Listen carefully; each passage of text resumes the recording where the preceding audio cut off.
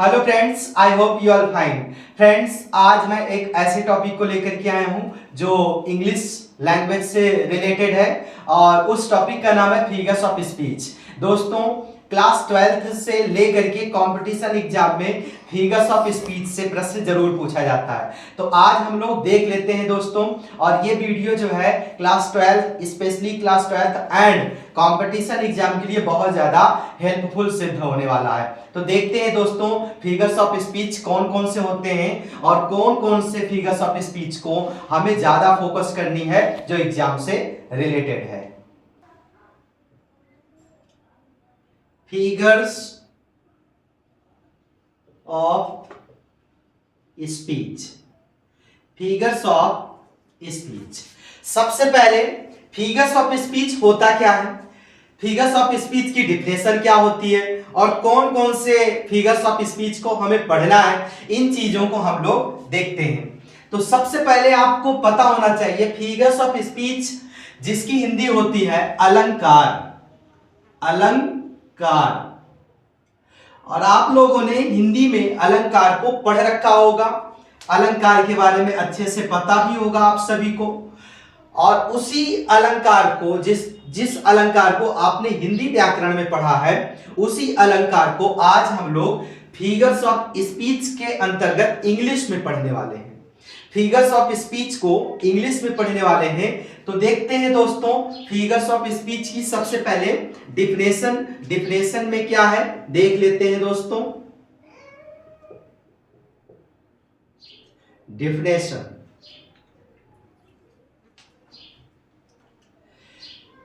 Figures of speech की definition क्या है? They adorned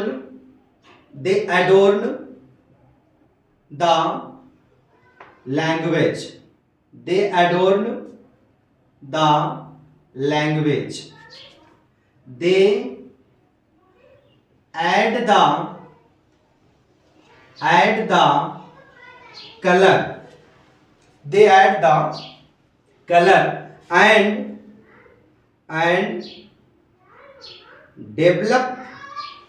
develop our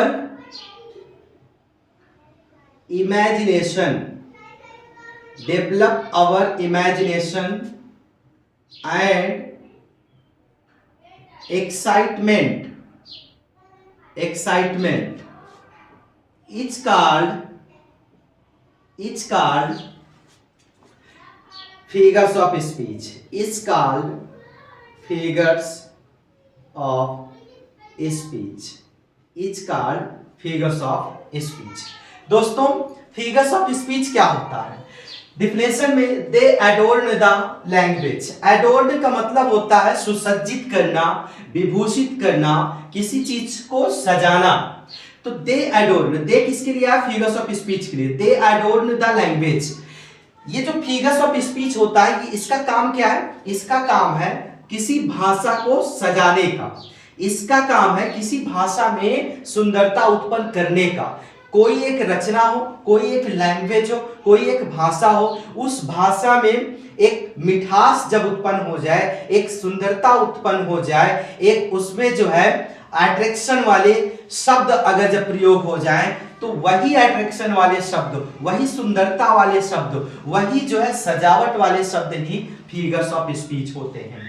they add the colour, ये क्या करते हैं? ये लैंग्वेज में, ये भाषाओं में, ये रचनाओं में, ये काव्यों में रंग को भर देते हैं, रंगों को जोड़ देते हैं, प्रेम रूपी रंग को उसमें समाहित कर देते हैं। और वही क्या है? Figures of speech. And develop our imagination, और हमें उस चीज के बारे में सोचने पर मजबूर कर देता है कि ये कैसी भाषा है, इसमें कितनी मिठास है, इसमें कितने प्रेम रूपी रंग भर पड़ गए हैं, इनमें इनके शब्दों में कितनी जो है मिठास है। इन चीजों को सोचने पर, इन चीजों को हमें सोचने पर क्या कर देता है? मजबूर कर देता है। इमेजिनेशन के बारे में हमारा और ज्यादा डेवलप होता है उसके बारे में सोचने पर। एंड एक्साइटमेंट, और हम दोबारा और ज्यादा सुनने के लिए एक्साइटमेंट हो जाते हैं, उसको पढ़ने के लिए एक्साइटमेंट हो जाते हैं। और इन्हीं चीजों को हम क्या कहते हैं? फिगर्स ऑफ स्पीच कहते हैं, अलंकार कहते हैं। मतलब किसी चीज को आप अगर आप पढ़ते हो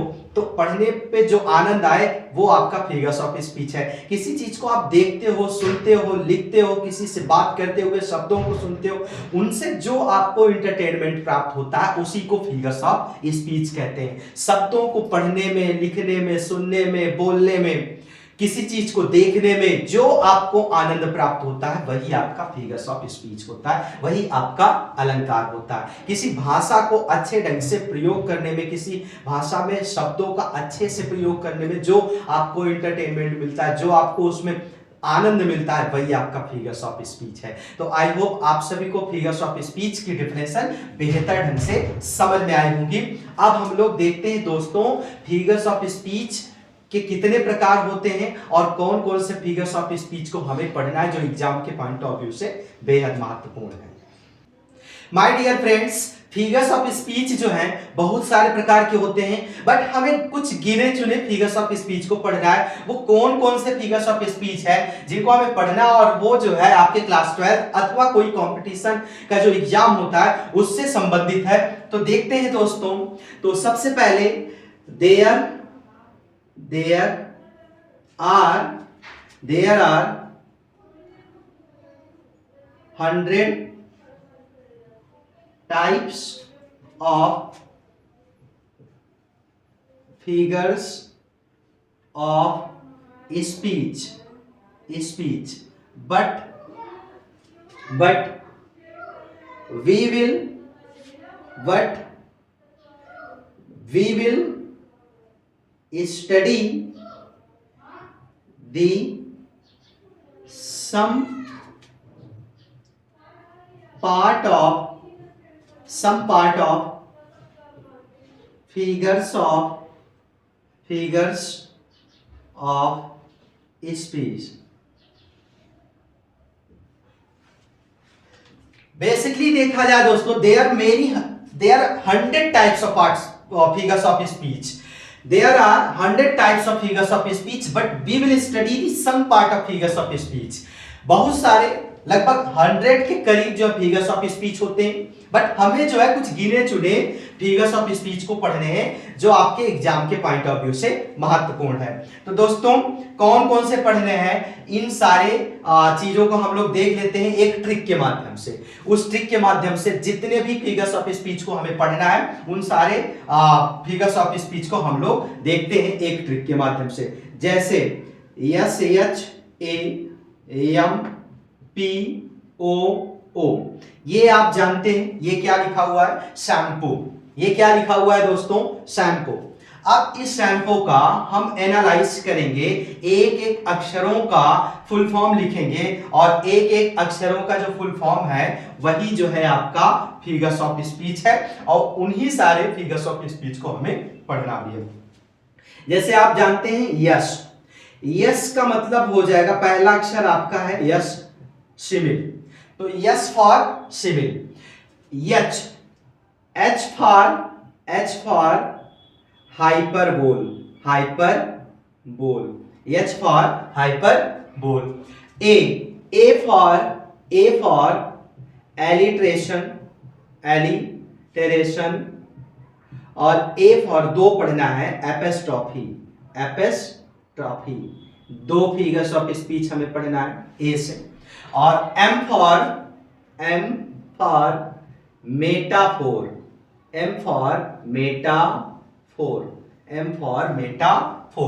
पी फॉर क्या होगा दोस्तों, पर्सनिफिकेशन हो जाएगा, P for personification. O for क्या हो जाएगा दोस्तों, ओ फॉर ऑक्सीमोरन हो जाएगा। और दूसरा जो ओ है इसका मतलब हो जाएगा ओनोमैटोपोइया।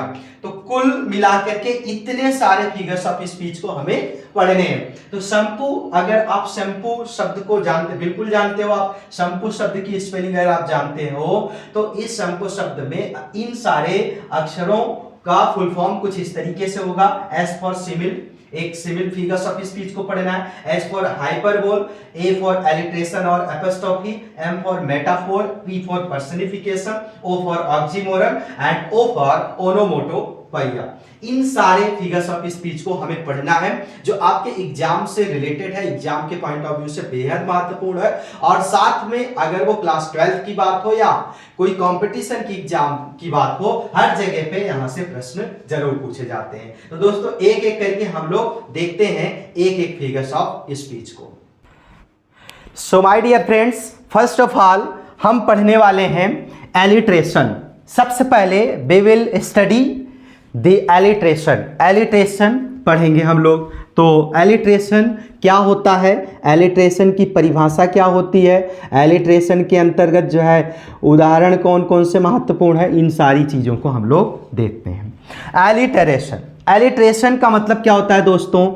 एलिट्रेशन का मतलब होता है अनुप्रास अलंकार। अनुप्रास अलंकार, अनुप्रास अलंकार। एलिट्रेशन का मतलब अनुप्रास अलंकार। तो आप अनुप्रास अलंकार के बारे में बेहतर ढंग से जानते होंगे हिंदी व्याकरण में। आपने हिंदी में अनुप्रास अलंकार के बारे में पढ़ा होगा। आज हम लोग इंग्लिश में देखते हैं एलिट्रेशन को। अनुप्रास अलंकार को एलिट्रेशन बोलते हैं। अनुप्रास अलंकार को एलिट्रेशन बोलते हैं। अनुप्रास दो शब्दों से मिलकर के बना दोस्तों। अनु प्लस, पहले हिंदी में समझ लेते हैं, अनु। अनु का मतलब क्या होता है? अनु का मतलब होता है बार बार। अनु का मतलब बार बार। और प्रास का मतलब क्या हो जाएगा?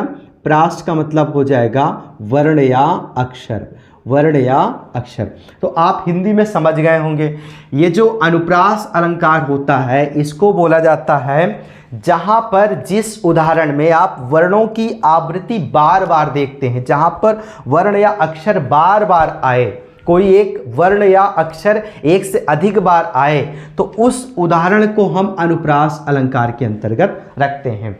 जहां पर वर्णों की आवृत्ति एक से अधिक बार हो, उसे अनुप्रास अलंकार कहा जाता है। जैसे बनन में बागन में बगरेओ बसंत है, चरण धरन चिंता करत चितवत चारी हुए चाचा चा आ रहा है।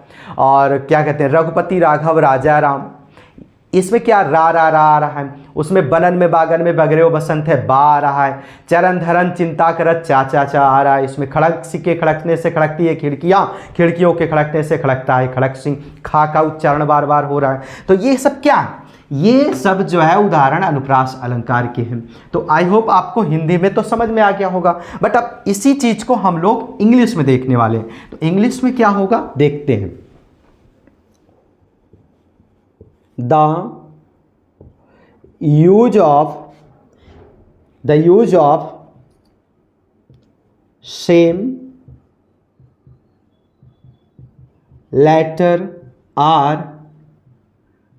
consonant sound at the beginning of the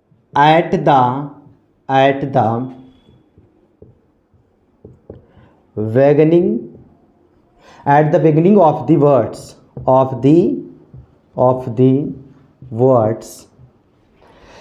The use of same letter or consonant sound at the beginning of the words and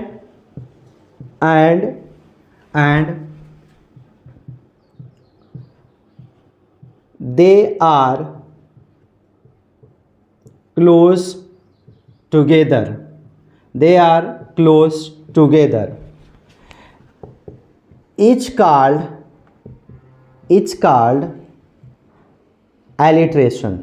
Each called alliteration. Each called alliteration. अब इसका अर्थ क्या हुआ दोस्तों? The use of same letter or consonant sound at the beginning of the words and they are close together is called alliteration. मतलब क्या हुआ इसका कि कोई एक अक्षर हो, कोई एक कॉन्सोनेंट हो, कोई एक लेटर हो, और उस कॉन्सोनेंट या लेटर का जो शुरुआत हो वो सेम से मतलब ध्वनि से हो, वही बार बार वो अक्षर बार बार जो है उस सेंटेंस में आए, वर्ण की आवृत्ति बार बार हो, तो वही क्या होता है, और दे आर क्लोज टुगेदर, और वो एक दूसरे से जुड़े हों, जुड़े होने का मतलब एक ही सेंटेंस में अगर जब कई ऐसे शब्द एक ही अक्षर से शुरू हो, मतलब उसका शुरुआती जो अक्षर हो वो सेम हो, उसका लेटर जो है सेम हो, वो कॉन्सोनेंट सेम हो, उसकी ध्वनि सेम हो, तो वो क्या होता है, एलिट्रेशन होता है। जैसे अभी मैंने उदाहरण बताया था, बनन में बागन में बगरयो बसंत है, तो इस सेंटेंस में आप देख रहे हैं बा का उच्चारण एक से अधिक बार हुआ है। तो बा एक लेटर है अथवा एक कॉन्सोनेंट है, और इस कॉन्सोनेंट का जो साउंड है एक से अधिक बार आया है, तो यही क्या है, यही एलिट्रेशन है, यही आपका अनुप्रास अलंकार है। जैसे रघुपति राघव राजा राम, रघुपति राघव राजा राम, रा का उच्चारण इसमें कई बार हुआ है, तो ये भी क्या है, एलिट्रेशन अथवा अनुप्रास अलंकार। इसी तरह से उदाहरण जो है आपका इंग्लिश में भी है। तो अब हम लोग देखते हैं इंग्लिश में कौन कौन से उदाहरण हैं, देख लेते हैं दोस्तों। उदाहरण तो बहुत सारे होते हैं, लेकिन हम लोग कुछ गिने चुने उदाहरण को देखेंगे। जैसे do not drink, do not drink drive, do not drink drive. अब इसमें किसकी आवृत्ति हो रही है, डी डी डी डी, तो ये एलिट्रेशन हुआ। Do not drink drive. Come and clean your closet, come and clean your closet. अब इस वाले सेंटेंस में किसकी आवृत्ति हो रही है, सी, ये भी क्या है, एलिट्रेशन है, एलिट्रेशन है। If Piper picked a pack of pickled, if Peter Piper picked a pack of pickle, if Peter Piper picked a pack of pickle. अब इसमें किसकी आवृत्ति हुई है, इसमें आप देख रहे हैं पी पी पी पी और पी की आवृत्ति बार बार हुई है, तो ये भी क्या है, एलिट्रेशन है। और भी है दोस्तों, जैसे सुमन सादा सन, सुमन सादा सन। यस, इसमें किसकी आवृत्ति हुई है, यस की। और भी है दोस्तों, जैसे Mickey Mouse, Coca Cola, KitKat, Mickey Mouse M की आवृत्ति हो रही है, कोका कोला सी की आवृत्ति हो रही है, किट कैट के की आवृत्ति हो रही है। तो बहुत सारे ऐसे उदाहरण होते हैं जो आपके एलिट्रेशन के अंतर्गत होते हैं। बस आपको ये याद रखना है कि जो एलिट्रेशन होता है उसमें जो है क्या होगा, वर्णों की आवृत्ति होगी, अक्षरों की आवृत्ति एक से अधिक बार होगी एक सेंटेंस में। तो आप तुरंत समझ जाइएगा उस सेंटेंस को हम कौन सा उदाहरण के अंतर्गत रखेंगे, एलिट्रेशन के अंतर्गत रखेंगे। सो उम्मीद करता हूं आपको एलिट्रेशन बेहतर ढंग से समझ में आया होगा। एक एक करके दोस्तों सारे फिगर्स ऑफ स्पीच को आज हम इस वीडियो के अंतर्गत पढ़ने वाले हैं। तो देखते हैं नेक्स्ट। सो दोस्तों अब देखते हैं सिमिल। सिमिल क्या होता है देख लेते हैं। सिमिल को बोला जाता है उपमा, उपमा अलंकार, उपमा अलंकार। सिमिल को क्या बोला जाता है दोस्तों, उपमा अलंकार। अब ये सिमिल क्या है, सिमिल की परिभाषा होगी direct comparison, direct comparison between two dissimilar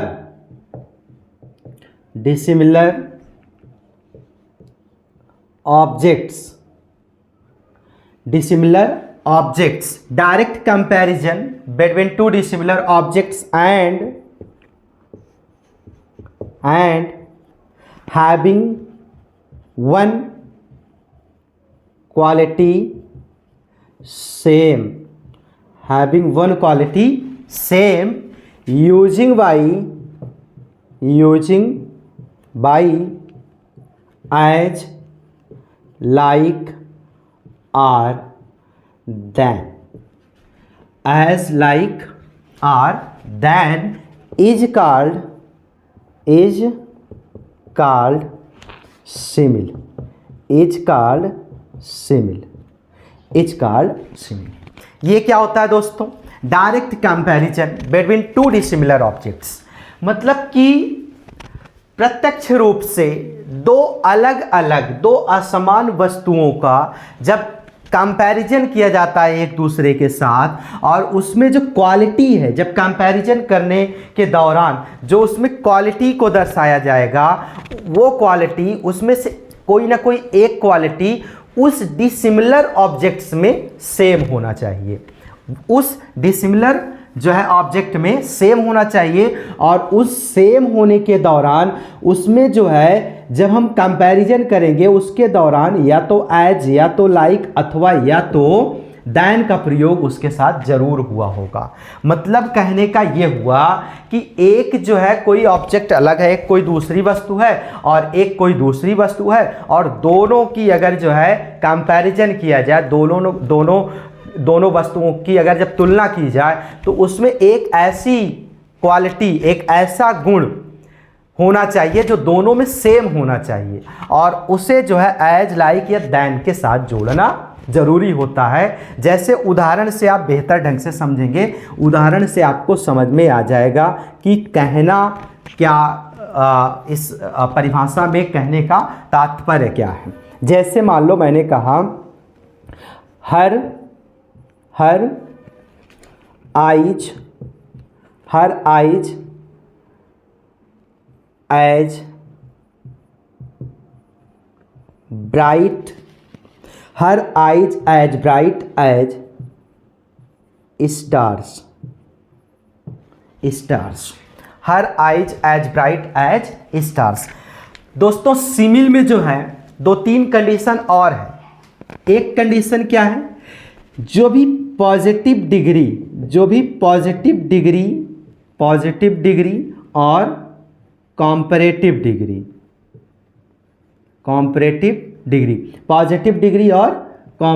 degree, इनका जो सेंटेंस होगा वो हमेशा सिमिल होगा। पॉजिटिव डिग्री और कॉम्परेटिव डिग्री का जो वाक्य होता है, पॉजिटिव डिग्री के अंतर्गत जो भी सेंटेंस प्रयोग होते हैं अथवा कॉम्परेटिव डिग्री के अंतर्गत जो भी सेंटेंस प्रयोग होते हैं, इन दोनों सेंटेंस का जो सेंटेंस होता है, ये आपका सिमिल का उदाहरण होता है।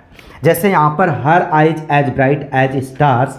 अब यहाँ पर जो है मैंने यहाँ पर जो सेंटेंस लिखा है, ये सेंटेंस आपको क्या दर्शाता है? ये सेंटेंस आपको दर्शाता है पॉजिटिव डिग्री को। तो ये सेंटेंस आपका पॉजिटिव डिग्री में है, और ये सेंटेंस पॉजिटिव डिग्री के साथ साथ सिमिल का उदाहरण भी है।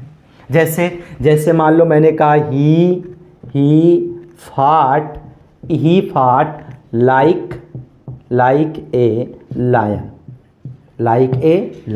अब ये इसमें ना तो पॉजिटिव डिग्री है ना तो कॉम्परेटिव डिग्री है, लेकिन यहाँ पर आप देख रहे हैं लाइक वर्ड जरूर आया। अब देखो उदाहरण, अब डिफिनेशन में क्या कहा गया है? Direct comparison between two dissimilar objects. मतलब डायरेक्ट कंपैरिजन मतलब प्रत्यक्ष रूप से कंपैरिजन करना है दो डिसिमिलर ऑब्जेक्ट्स के साथ। डिसिमिलर मतलब जैसे यहाँ पर एक ही है, अब ही जो होगा कोई एक व्यक्ति होगा, और यहाँ पर लायन जो है एक शेर है, एक जानवर है। तो अब यहाँ पर एक व्यक्ति, एक वस्तु, एक ऑब्जेक्ट जो है व्यक्ति है, एक ऑब्जेक्ट क्या है? एक कोई पर्सन है, एक ऑब्जेक्ट कोई पर्सन है, और दूसरा ऑब्जेक्ट कोई एनिमल है। अब आप बताइए ये पर्सन और एनिमल क्या दोनों डिसिमिलर ऑब्जेक्ट हैं? तो आप कहेंगे बिल्कुल, दोनों डिसिमिलर, दोनों असमान वस्तु हैं, और दोनों की तुलना की गई है कि ही फाट लाइक ए लायन। अब मतलब कि लायन में जो है कोई लड़ाई करने का गुण होगा, उस गुण को ही के अंदर दर्शाया जा रहा है कि मतलब जैसे लायन लड़ाई करता है, जैसे शेर युद्ध करता है, वैसे आप कर रहे हो, वैसे वह नाम का इंसान कर रहा है। तो अब इसकी तुलना इस लायन से की गई, तो इसके एक क्वालिटी को इसमें बताया गया कि नहीं?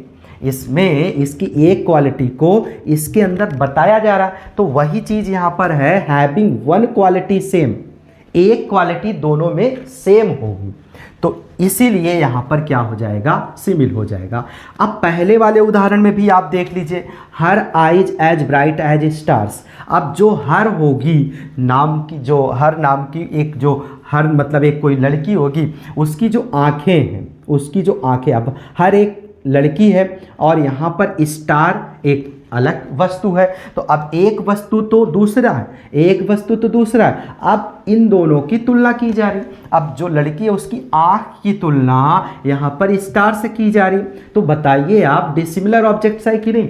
बिल्कुल आप कहेंगे डिसिमिलर ऑब्जेक्ट्स है। एक जो है किसी लड़की की आँख की बात हो रही है और यहाँ पर एक स्टार मतलब तारों की बात हो रही है, तो इन दोनों की तुलना हो रही है। तुलना में क्या बात हो रही है? चमकने की।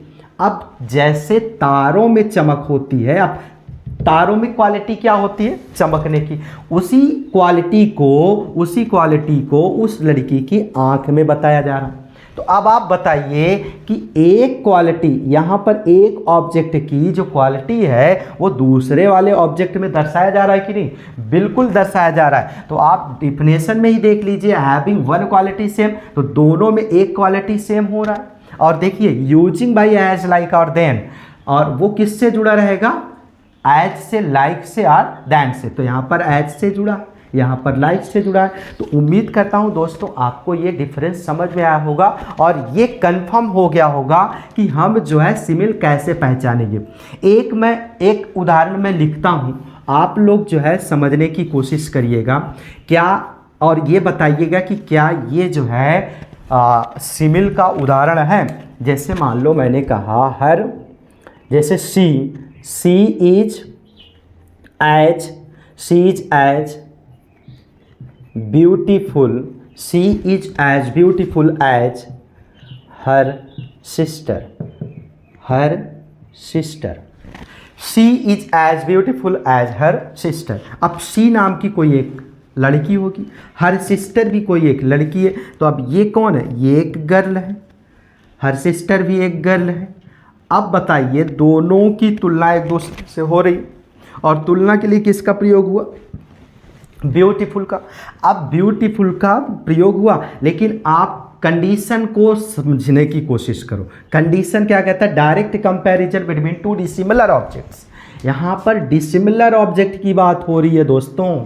डिसिमिलर ऑब्जेक्ट का मतलब ये हुआ कि असमान वस्तु होने चाहिए, असमान चीज़ें होनी चाहिए। तो यहाँ तो शी और हर सिस्टर, ये तो दोनों लड़की हैं, तो इसलिए ये एक दूसरे से सेम है, समान है, इसलिए ये जो है सेंटेंस तो करेक्ट है आपका, बट ये सिमिल का उदाहरण नहीं है। ये सिमिल का उदाहरण नहीं है। सिमिल का उदाहरण वही होगा कि एक ऑब्जेक्ट अलग हो, एक दूसरा ऑब्जेक्ट अलग हो, एक दूसरे से भिन्न हो, डिसिमिलर हो, असमान हो, तब एक दूसरे में तुलना करो और एक क्वालिटी को उसमें सेम निकालो, जब ही वो हमारा क्या होगा? सिमिल होगा। जैसे मान लो मैंने कहा कि life is like a dream, life is like a dream, जीवन जो है एक स्वप्न की तरह है। तो स्वप्न और लाइफ की तुलना की गई, life is like a dream. यहाँ पर उदाहरण क्या होगा दोस्तों? Life is like a dream, life is like a dream. जैसे my love is like a my love is like a red rose, my love is like a red rose. तो आप एक चीज़ यही देखेंगे कि या तो वहाँ पर दैन आया होगा, या तो लाइक आया होगा, या तो एज आया होगा। तो आप तुरंत समझ जाइएगा वो किसका उदाहरण है? सिमिल का। अक्सर आपसे ज़्यादा से ज़्यादा सेंटेंस पूछे जाते हैं, उदाहरण के रूप में सेंटेंस को दे दिया जाता है और उसमें कहा जाता है कि ये बताइए कौन सा फिगर्स ऑफ स्पीच है। तो आप यही 3 पॉइंट याद रखिएगा, एज, लाइक और दैन। एज, लाइक और दैन अगर कहीं पर भी दिख जाए तो आप तुरंत समझ जाइएगा वो सेंटेंस जो है किसका उदाहरण है? सिमिल का है। एक दैन का भी हम लोग देख लेते हैं, जैसे my friend is more intelligent then N owl. अब यहाँ दोस्तों माय फ्रेंड एक क्या है, माय फ्रेंड यहाँ पर एक बॉय है, एक दोस्त होगा, एक इंसान होगा, एक पर्सन है, ये तो कंफर्म है, एक पर्सन है। और यहाँ पर आउल क्या है, एक बर्ड है, एक पक्षी है। अब यहाँ पर एक पर्सन की तुलना एक बर्ड से हो रही है, तो यहाँ पर उदाहरण के डिफिनेशन के हिसाब से तो बिल्कुल सही है, डिसिमिलर ऑब्जेक्ट होना चाहिए, तो डिसिमिलर ऑब्जेक्ट है। और यहाँ पर दैन भी आया है, दैन आया तो मतलब कॉम्परेटिव डिग्री है, तो बिल्कुल ये आपका सिमिल का एक उदाहरण है। लेकिन अगर यहीं पर हम किसी एक पर्सन को एक्स्ट्रा रख देते, तो यहाँ पर भी पर्सन, यहाँ पर भी पर्सन, तब ये जो है आपका सिमिल नहीं होता, क्योंकि डिफरेंशिएशन में कह रहा है कि डिसिमिलर ऑब्जेक्ट होना चाहिए, तो डिसिमिलर ऑब्जेक्ट है, बिल्कुल ये सिमिल का उदाहरण है। बट अगर एक सिमिलर ऑब्जेक्ट हो जाएगा तो फिर वो आपका भले दैन एज लाइक लगा हो, उसके बावजूद भी वो आपका सिमिल का उदाहरण नहीं हो सकता। एक और लिखते हैं दोस्तों, एक उदाहरण और मैं लिखता हूं, एक उदाहरण और लिखता हूं दोस्तों। Her voice is as sweet as, her voice is as sweet as honey. अब यहाँ पर हनी एक अलग ऑब्जेक्ट, हर वॉइस एक अलग ऑब्जेक्ट। अब इसकी तुलना की जा रही है स्वीट से, तो यहाँ पर बिल्कुल आपका सिमिल का उदाहरण हो जाएगा। तो दोस्तों उम्मीद करता हूँ आपको सिमिल के बारे में भी अच्छे से समझ में आया होगा, अच्छे से आपका डाउट भी क्लियर हुआ होगा। आप सिमिल को लेकर के सिर्फ एक चीज़ ज़रूर याद रखिएगा, अगर कहीं पर एज है, कहीं पर लाइक है, कहीं पर दैन है, तो आप तुरंत समझ जाइएगा ये जो उदाहरण हैं ये आपके सिमिल के उदाहरण हैं। अब दोस्तों देखते हैं नेक्स्ट, मेटाफोर भी एक आपका जो है फिगर्स ऑफ स्पीच है। मेटाफोर को हिंदी में बोलते हैं रूपक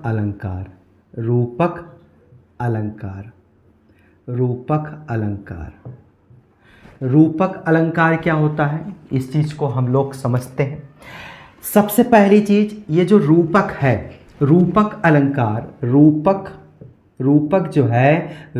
जो है उपमा का उल्टा होता है, उपमा का उल्टा होता है, रूपक जो है उपमा का उल्टा होता है। ये पॉइंट आपको याद रखने हैं, रूपक जो होता है उपमा का उल्टा होता है। अब दोनों में थोड़ा सा फर्क है दोस्तों, दोनों में थोड़ा सा फर्क है। सबसे पहले मैं डिफिनेशन लिख देता हूँ, उसके बाद फिर मैं फ़र्क बताऊँगा कि दोनों में थोड़ा सा फ़र्क क्या है। Indirect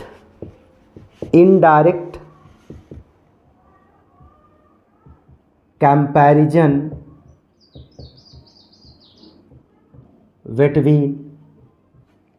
between two dissimilar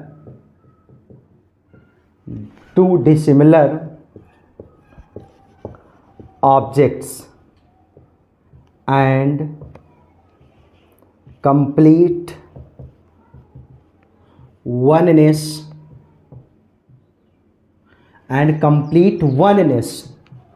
without using as or like, without using as or like। ये आपका क्या है, ये मेटाफोर का डिफिनेशन हुआ। Indirect comparison between two dissimilar objects and complete oneness without using as और लाइक। अब इसका क्या मतलब हुआ, मेटाफोर और सिमिल दोनों एक दूसरे के अपोजिट होते हैं। मतलब कि जो सिमिल होता है उसमें एज या लाइक का प्रयोग करके जो है एक उदाहरण लिखा जाता है। वही जो है जब मेटाफोर की बात आती है तो वहाँ पर ना तो एज का प्रयोग होगा, ना तो लाइक का प्रयोग होगा, ना तो देन का प्रयोग होगा। कहने का मतलब ये हुआ कि मेटाफोर में जहाँ पर सिमिल में किसी एक ऑब्जेक्ट की तुलना दूसरे ऑब्जेक्ट से की जाती है कि वो उसके जैसा है, वहीं पर मेटाफोर में जो है एक वस्तु को, एक ऑब्जेक्ट को दूसरे ऑब्जेक्ट के जैसा मान लिया जाता है। मतलब आप ये कह सकते हैं कि उस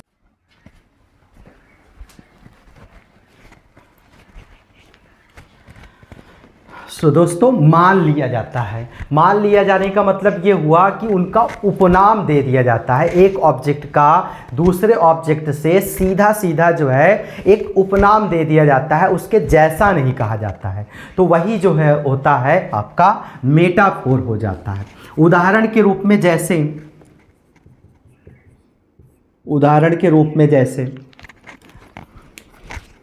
हर face is rose, her face is रोज।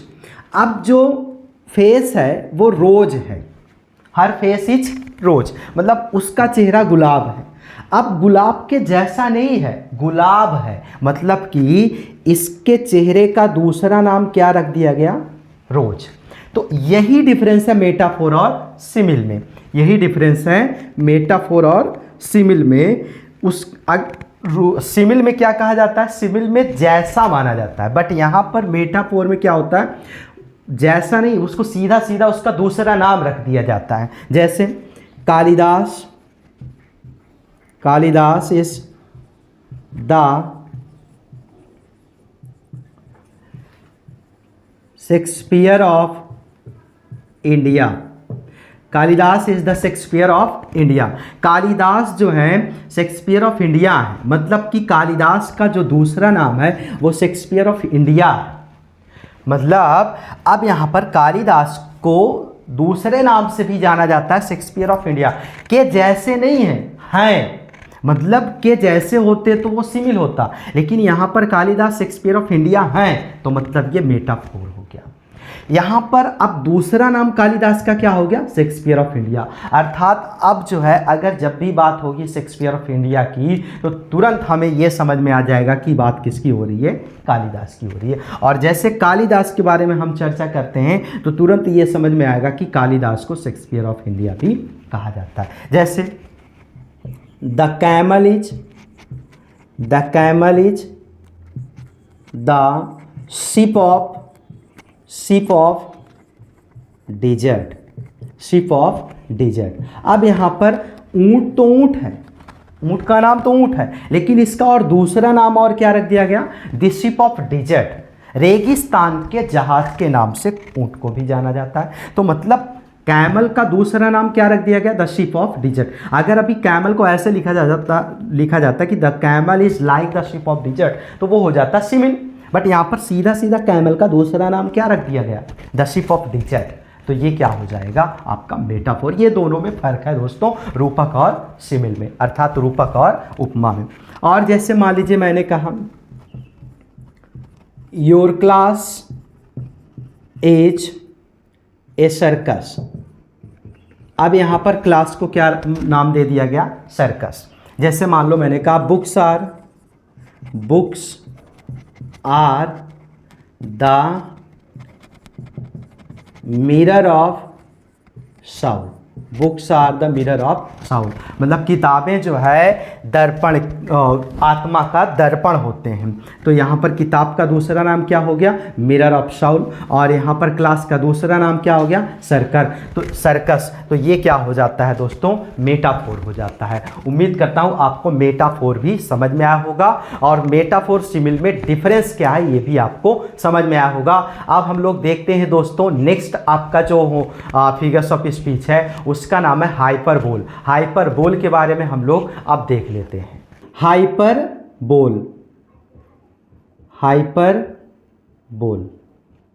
ये भी एक आपका फिगर्स ऑफ स्पीच होता है। हाइपरबोल को हिंदी में बोला जाता है अतिशयोक्ति।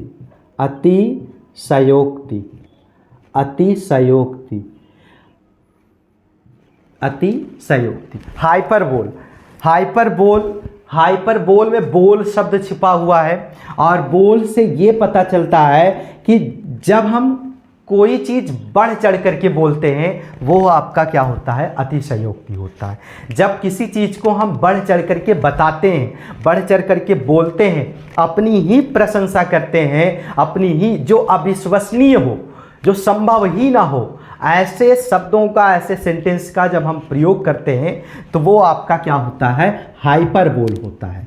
अब इसका सही उदाहरण जो है हम लोग, सही चीज़ जो है उदाहरण देखते हुए समझेंगे जब ज़्यादा अच्छे से समझ में आएगा। तो सबसे पहले हाइपरबोल क्या होता है। Hyperbole, hyperbole is the figures of speech, is the figures of speech in which things are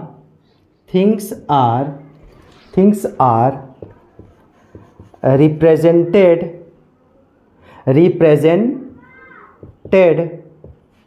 as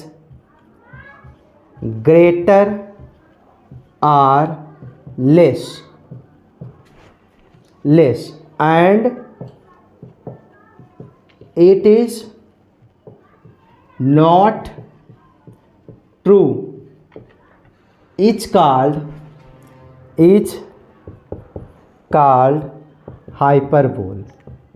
hyperbole मतलब हाइपरबोल ऐसा फिगर्स ऑफ स्पीच है जो किसी वस्तु को गिरा देता है या किसी चीज़ को उठा देता है। मतलब किसी चीज़ के बारे में बढ़ चढ़ के बताना या बहुत ही जो पॉसिबल ना हो ऐसी बात को करना, वही क्या होता है आपका हाइपरबोल होता है। अतिशयोक्ति का मतलब होता है बढ़ चढ़ करके बोलना, और ये ट्रू भी नहीं होता है, ये सच भी नहीं होता है, इसका होना, सच होना भी संभव नहीं है। ऐसे ही सेंटेंस को हम हाइपरबोल बोलते हैं।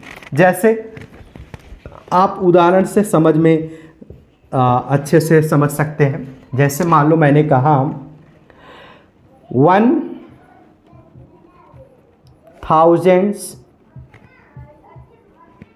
people saw वन क्या यहाँ पर हम और बढ़ चढ़ करके बोल दे रहे हैं दोस्तों 10,000 people saw I at a glance। At a glance, एक नज़र से। एट ए ग्लेंस का मतलब क्या होगा, एक नज़र से। 10,000 लोगों को मैंने एक नज़र से देखा। अब जरा बताओ ये फेंकने वाली बात है कि नहीं, ये बढ़ चढ़ करके बोलने की बात है कि नहीं। यही इसीलिए इसको क्या बोला जाएगा, हाइपरबोल। मतलब 10,000 लोगों को आप एक नज़र से देख सकते हो, इम्पॉसिबल है। तो ये क्या, ये बढ़ चढ़ करके बोलने की बात हुई। तो यही इसीलिए इसको हम क्या कह सकते हैं, अतिशयोक्ति मतलब हाइपरबोल। और देखते हैं, जैसे मान लो मैंने कहा शी वेप्ट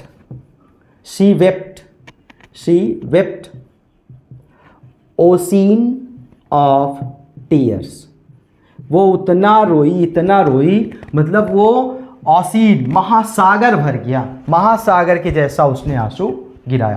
क्या ये संभव है, बिल्कुल नहीं है। ये क्या हो गया, hyperbole. She sneezed and clouds would break। She sneezed and cloud would break मतलब वो इतनी तेज छींकी और जो बादल हैं वो रुक गए, वो फट गए। वो इतनी तेज छींकी कि बादल जो है फट गए। तो जरा बताओ ये संभव है, ये बिल्कुल संभव नहीं है। ये संभव नहीं है, ना तो ट्रू है, ये क्या है, सिर्फ और सिर्फ हाइपरबोल है। इसमें बढ़ चढ़ करके बात को बताया जाता है, इसमें बढ़ चढ़ करके बात को बताया जाता है। जैसे मान लो मैंने कहा कि she wept and her eyes out। वो इतनी तेज रोई कि उसकी आंखें जो है बाहर आ गई। ये भी संभव नहीं है, ये भी बिल्कुल संभव नहीं है। तो ये क्या हो गया, ये भी क्या हो गया आपका हाइपरबोल हो गया। I am so hungry, I am so hungry and I could eat a horse, I am so hungry and I could eat a horse, मतलब कि मैं इतना अधिक भूखा हूँ कि मैं एक घोड़े को खा सकता हूँ, मैं एक घोड़े को खा सकता हूँ, मैं इतना अधिक भूखा हूँ। तो जरा बताओ ये आपका संभव है? ये आपका संभव बिल्कुल नहीं संभव है। तो ये भी क्या है, हाइपरबोल है। तो दोस्तों उम्मीद करता हूँ आपको हाइपरबोल भी समझ में आया होगा। हाइपरबोल, अतिशयोक्ति, फिगर्स ऑफ स्पीच क्या होता है ये आपको बेहतर ढंग से समझ में आया होगा। अब हम लोग नेक्स्ट वाला फिगर्स ऑफ स्पीच देख लेते हैं, उसमें क्या डिफरेंशन है और उसमें बातें क्या बताई जा रही है उस चीज़ को देख लेते हैं। Personification,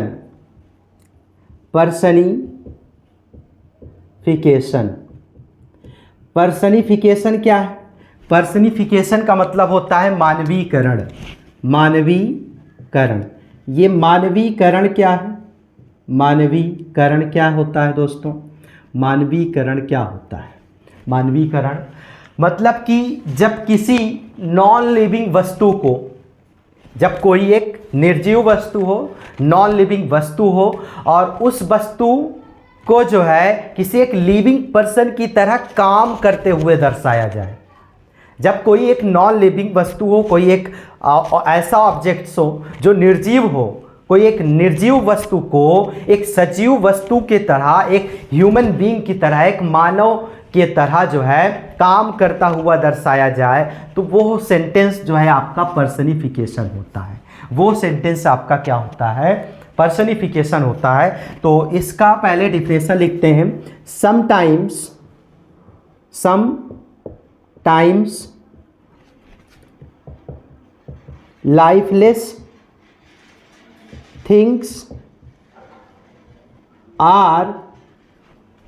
lifeless things are treated as if they were human being. Sometimes lifeless things are treated as if they were human beings. This is personification. This is personification. यह जो होता है पर्सनिफिकेशन होता है। कभी कभी क्या होता है, लाइफलेस मतलब निर्जीव जो वस्तुएं होती हैं वो ऐसे व्यवहार करती हैं जैसे उनके अंदर जो है ह्यूमन बीइंग हो, एक मानव जाति की चेतना हो। इसी को हम पर्सनिफिकेशन बोलते हैं। जैसे फॉर एग्जाम्पल, जैसे मान लो, उदाहरण से ज़्यादा समझ में आएगा दोस्तों, उदाहरण से ज़्यादा समझ में आएगा। जैसे प्लांट begged for water। अब यहाँ पर begged का मतलब होता है मांगा। अब मांगने का काम दोस्तों कौन करता है? कोई एक सजीव वस्तु, कोई एक इंसान, कोई एक ह्यूमन बीइंग। अब अगर मांगने का काम एक सजीव व्यक्ति, एक ह्यूमन बीइंग कर सकता है, तो यहाँ पर प्लांट को क्यों रखा गया? Plant bagged for water, plant जो है पानी मांगा, प्लांट ने, पौधों ने पानी मांगा। जरा बताओ, पानी पौधा मांग सकता है? नहीं मांग सकता। मांगने का काम कौन करता है? Human being. तो अभी यहाँ पर दर्शाया किसको गया है? एक प्लांट को, जो लाइफलेस है। हालांकि इसमें लाइफ तो होता है, बट ये मांग नहीं सकता है किसी चीज को, एक ह्यूमन बीइंग की तरह काम नहीं कर सकता है। तो इसलिए ये क्या है? पर्सनिफिकेशन। हम यहाँ पर इस चीज को मान ले रहे हैं, मानवीकरण कर रहे हैं। तो ये क्या हो गया? जब कोई एक लाइफलेस वस्तु एक ह्यूमन बीइंग की तरह ट्रीट करे, तो वो सेंटेंस आपका पर्सनिफिकेशन होगा। जैसे the sun looks upon the earth with smiling, with smiling, with smiling. The sun looks upon the earth with smiling. अब जरा आप ये बताइए, देखने का काम कौन करता है? एक ह्यूमन बीइंग, एक इंसान, एक एनिमल, एक जानवर, एक सजीव प्राणी। अब यहाँ पर देखने का काम दर्शाया किसके ऊपर गया है? सूर्य के ऊपर, सन के ऊपर। अब जरा बताओ आप, सूर्य देख सकता है? चलो एक बार कहता हूँ कि हाँ देख लेता है। क्या वो हंस भी सकता है? हंसने का काम कौन करता है? एक ह्यूमन बीइंग करता है दोस्तों। यहाँ पर किसको मान लिया गया है? सन को। The sun looks upon the earth with smiling. सूर्य जो है पृथ्वी को हंसते हुए, मुस्कुराते हुए देखता है। जरा बताओ यहाँ पर ये संभव है? नहीं है। लेकिन ये ट्रीट कैसा कर रहा है, ये व्यवहार कैसा कर रहा है? As human being. तो ये क्या हो गया? पर्सनिफिकेशन हो गया। और भी है दोस्तों, जैसे मान लो मैंने कहा my car's headlight, my car's headlight winked at me, winked at me. मेरे कार की जो हेडलाइट है वो मुझे आंख मारी, विंग्ड की। विंग्ड का मतलब आंख मारना। अब जरा बताओ, कार की हेडलाइट आंख मारेगी? संभव है? नहीं है। ये ह्यूमन बीइंग का काम है। लेकिन यहाँ पर किसको दर्शाया जा रहा है? एक जो है कार की हेडलाइट को, जो आपका नॉन लिविंग होता है, लाइफलेस होता है, इसको दर्शा दिया गया है। इसलिए ये क्या है? पर्सनिफिकेशन। जैसे मान लीजिए मैंने कहा the light dance in the sky, in the sky. जो प्रकाश है वो आकाश में डांस किया, प्रकाश आकाश में डांस किया। अब जरा बताओ, प्रकाश डांस करेगा आकाश में? बिल्कुल नहीं, संभव ही नहीं है। तो ये काम किसका? ह्यूमन बीइंग का। ये ह्यूमन बीइंग कर सकता है। जैसे मान लो cheeks and eyes glow, cheeks and eyes glow, cheeks and eyes glow मतलब गाल और आंख चमकते हैं। अब बताओ चमकने का काम क्या करता है? चमकने का काम आंख चमकता है कि गाल चमकता है? गलत है। ये पर्सनिफिकेशन, ये इसको मान लिया जा रहा है। और जबकि ये किया नहीं जाता, ये तो लाइफलेस चीजें होती है। ये कैसे चमके? अपने आप कैसे चमक सकती है? तो ये भी लाइफलेस चीजें, ये ट्रीट कर रही हैं एक ह्यूमन बीइंग की तरह। इसलिए इसको भी हम क्या बोलेंगे? पर्सनिफिकेशन बोलेंगे। उम्मीद करता हूँ आपको ये पर्सनिफिकेशन भी समझ में आया होगा। दोस्तों अब जो भी बचा कुचा फिगर्स ऑफ स्पीच है, उन सारे फिगर्स ऑफ स्पीच को भी हम एक एक करके देख लेते हैं। सो दोस्तों अब देखते हैं ऑक्सीमोरन।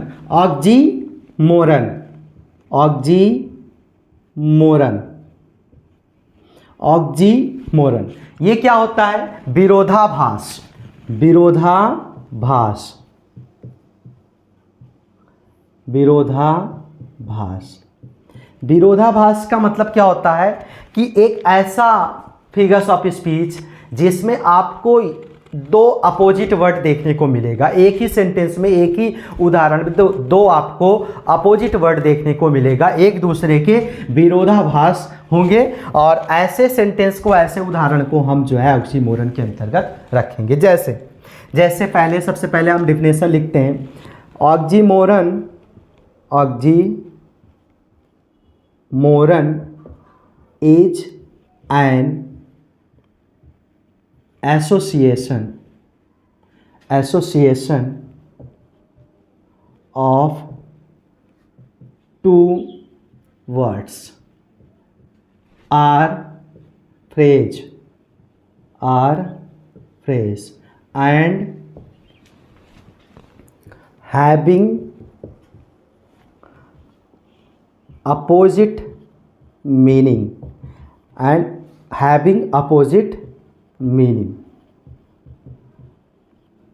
it's called oxymoron. मतलब कि ऑक्सीमोरन जो होता है एज एन एसोसिएशन, एसोसिएशन का मतलब जोड़ना, जोड़ करके रखना ऑफ टू वर्ड्स और फ्रेज। ऑक्सीमोरन जो होता है दो ऐसे शब्दों को जोड़ करके रखता है हैविंग अपोजिट मीनिंग, जो है अपोजिट मीनिंग रखता हो, एक दूसरे के विरोधाभास मीनिंग रखता हो, ऐसे फिगर्स ऑफ स्पीच को हम ऑक्सीमोरन कहते हैं। जैसे फॉर एग्जाम्पल, जैसे this is an open secret, this is an open secret, this is an open secret.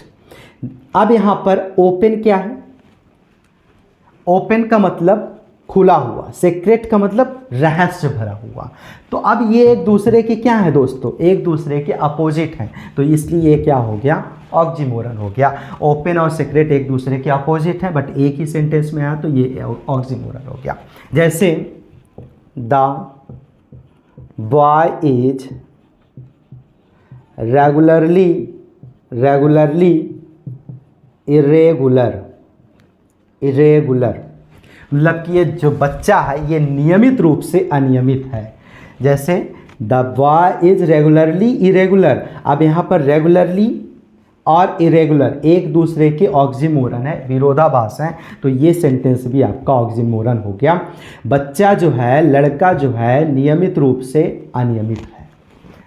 और देखते हैं, जैसे the naughty boy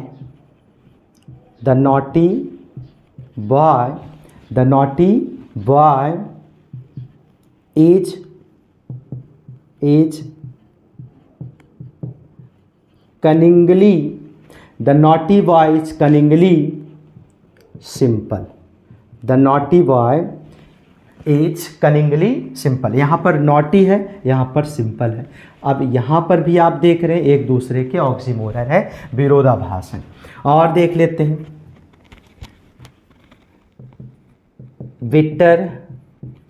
bitter sweet of love, bitter sweet of love. अब यहाँ पर बिटर मतलब कड़वा, स्वीट का मतलब मीठा, एक दूसरे का ऑक्सीमोरन है, ये भी सेंटेंस क्या हो गया? ऑक्सीमोरन हो गया। तो अगर आपको कहीं पर भी दो ऐसे शब्द मिले जो एक दूसरे के अपोजिट हो, अपोजिट मीनिंग रखते हो, तो वो आप याद रखिएगा कैसा फिगर्स ऑफ स्पीच होगा। तो वो ऐसा फिगर्स ऑफ स्पीच का वो कैसा फिगर्स ऑफ स्पीच होगा? वो होगा आपका ऑक्सीमोरन टाइप का फिगर्स ऑफ स्पीच। और देख लेते हैं दोस्तों, और भी तमाम जो है क्या कहते हैं फिगर्स ऑफ ऑक्सीमोरन के उदाहरण है। जैसे लाइफ इज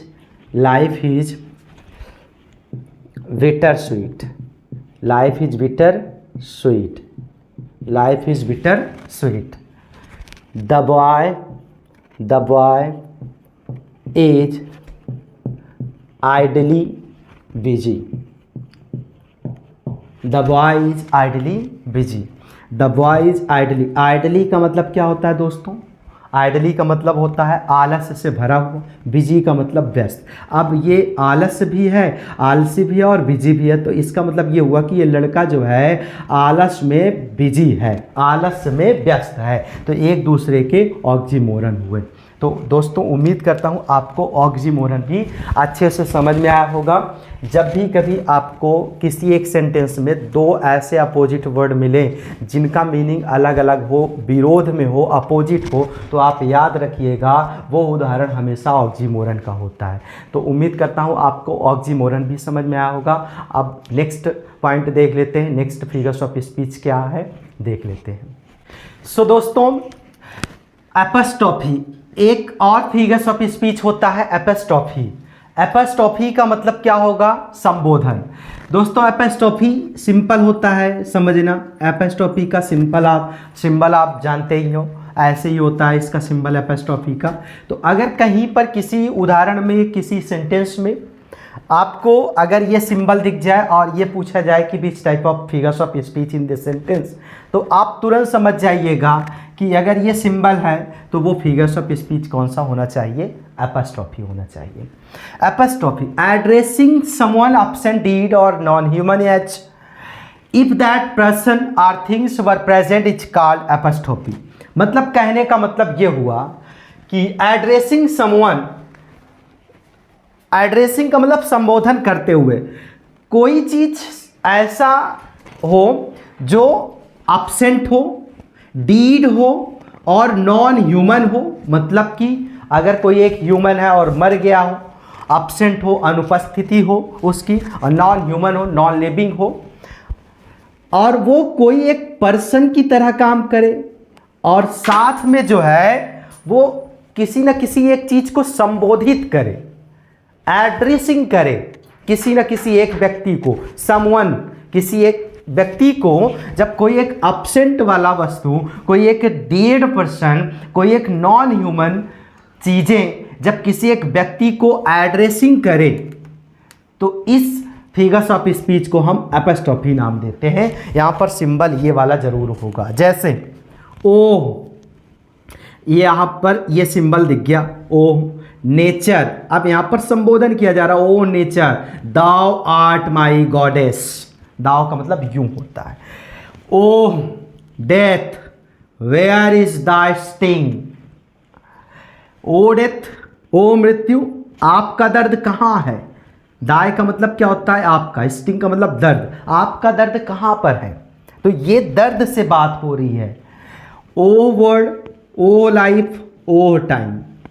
तो ये सिंबल अगर आपको कहीं दिख जाए तो वो कौन सा फिगर्स ऑफ स्पीच होगा, एपस्ट्रोफी होगा। नेक्स्ट है आपका ओनोमैटोपोइया। ओनोमैटोपोइया, इसको हम बोलते हैं ध्वन्यात्मक अलंकार। मतलब कि ओनोमैटोपोइया एक ऐसा फिगर्स ऑफ स्पीच है जो ध्वनि से संबंधित है, जो ध्वनि से संबंधित है। Onomatopoeia is figures of speech in which the sound suggests the sense of meaning. मतलब कि ओनोमैटोपोइया ध्वन्यात्मक अलंकार एक ऐसा अलंकार है जो है किसी अर्थ के भाव को ध्वनि के माध्यम से सजेस्ट करता है, साउंड के जरिए जो है सजेस्ट करता है। साउंड के जरिए से ये पता चल जाता है कि ये किसका साउंड है, किसकी आवाज़ है। फॉर एग्जाम्पल जैसे आई label on the table. Table का मतलब होता है कंकड़, बैबल का मतलब बोलना, बड़बड़ाना। मैं कंकड़ पर बड़बड़ाता हूँ, मैं कंकड़ पर बड़बड़ाता हूँ। Grunt, grunt goes to the hog. Grunt का मतलब क्या होता है, सुअर की आवाज़। जैसे सुअर गुर्राता है, घुर्र घुर्र, तो घुर्र घुर्र गोस टू द होग। घुर्र घुर्र घुर्राता है सुअर। होग का मतलब भी क्या होता है दोस्तों, सुअर होता है। तो जहाँ पर साउंड से रिलेटेड कोई उदाहरण हो, ओनोमैटोपोइया होगा। जहाँ पर इस सिंबल से रिलेटेड होगा वो एपस्ट्रोफी होगा। तो दोस्तों आज यहीं पर फिगर्स ऑफ स्पीच आपका पूरी तरह से समाप्त होता है, और मुझे आशा है कि आप सभी को जितना फिगर्स ऑफ स्पीच मैंने आज इस वीडियो के माध्यम से पढ़ाया वो सारा आप सभी को बेहतर ढंग से समझ में आया होगा और सारे डाउट भी क्लियर हुए होंगे। तो दोस्तों आपने इतना समय दिया और अंत तक बने रहे इस वीडियो के अंत तक, इसके लिए आप सभी को तहे दिल से शुक्रिया, बहुत बहुत धन्यवाद। तो फिर मिलते हैं दोस्तों एक नए वीडियो में एक नए टॉपिक के साथ। तब तक के लिए आप सभी को बहुत बहुत धन्यवाद।